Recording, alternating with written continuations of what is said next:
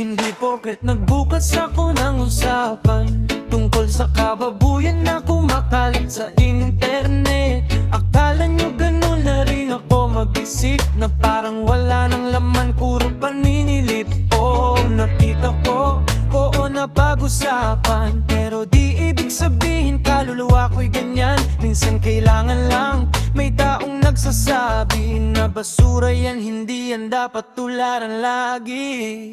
Hindi porket ganon ako, hindi ibig sabihin wala akong kwento. Hindi porket maingay ang bibig ko, puso ko'y sira na at barado.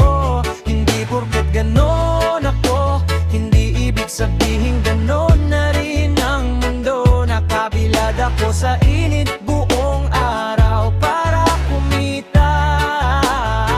Kaya huwag mo akong husgahan na para bang wala akong halaga.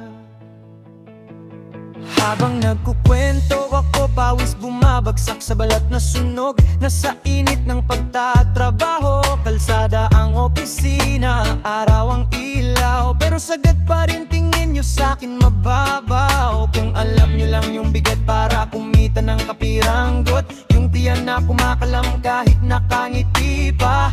Kaya kapag may sinabi akong malaswa, hindi yung kababuyan, minsan katotohanan lang ang humahali. Hindi porket ganon ako, hindi ibig sabihin wala akong kwento. Hindi porket maingay ang bibig ko, puso ko'y sira na at barado.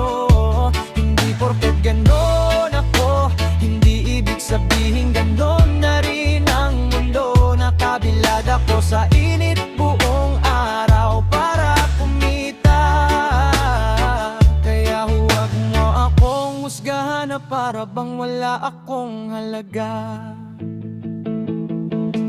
Kung kababuyan lang tingin mo na kaya kung gawin, sana nakita mo muna kung paano ako magpagod bago mo sabihin na parang wala akong kwenta. Subukan mong tumayo sa iniwan mong sentro ng init at alikabok, para maranasan at maisip mo na yung sinasabi pala niya palipas oras lang pala. Hindi porket ganon ako, hindi ibig sabihin wala akong kwento. Hindi porket maingay ang bibig ko, puso ko'y sira na at barado. Hindi porket ganon ako, hindi ibig sabihin ganon na rin ang mundo. Nakabilad ako sa init buong araw para kumita. Kaya huwag mo akong husgahan na para bang wala akong halaga.